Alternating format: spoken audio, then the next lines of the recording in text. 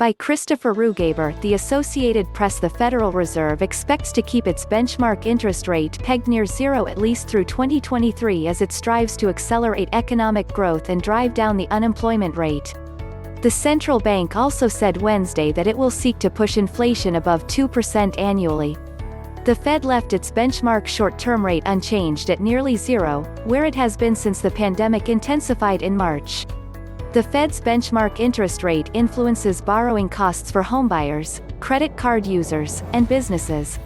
Fed policymakers hope an extended period of low interest rates will encourage more borrowing and spending, though their new policy also carries risks of inflating stock or causing other financial market bubbles. The Fed's moves are occurring against the backdrop of an improving yet still weak economy, with hiring slowing and the unemployment rate at 8.4%. The Fed's statement says that because inflation has mostly fallen below its target of 2% in recent years, Fed policymakers now will aim to achieve inflation moderately above 2% for some time. It also says it will keep rates at nearly zero until inflation has risen to 2% and is on track to moderately exceed 2% for some time. Fed Chair Jerome Powell first said last month that the Fed would seek inflation above 2% over time, rather than just keeping it as a static goal.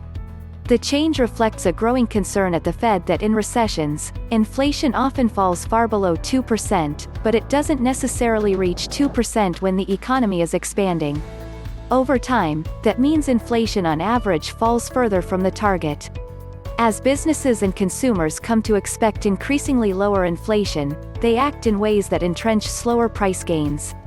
The Fed prefers a little inflation because that gives the central bank more room to cut or raise short-term interest rates. In an updated set of quarterly economic projections, the Fed said it sees a smaller decline in economic growth this year, forecasting that GDP would fall by 3.7% compared to a June forecast of a 6.5% drop.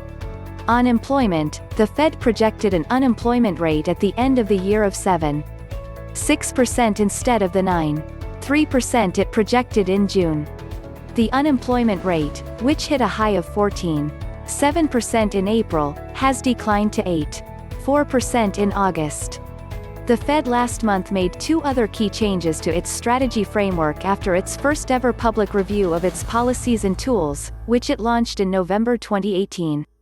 Powell said last month that the Fed will place greater weight on pushing unemployment lower and will no longer raise interest rates preemptively when the unemployment rate is low to forestall higher inflation. Instead, it will now wait for evidence that prices are rising. Fed officials have acknowledged that economic models that predict higher inflation when unemployment is very low have been wrong, particularly since the 2008-2009 recession.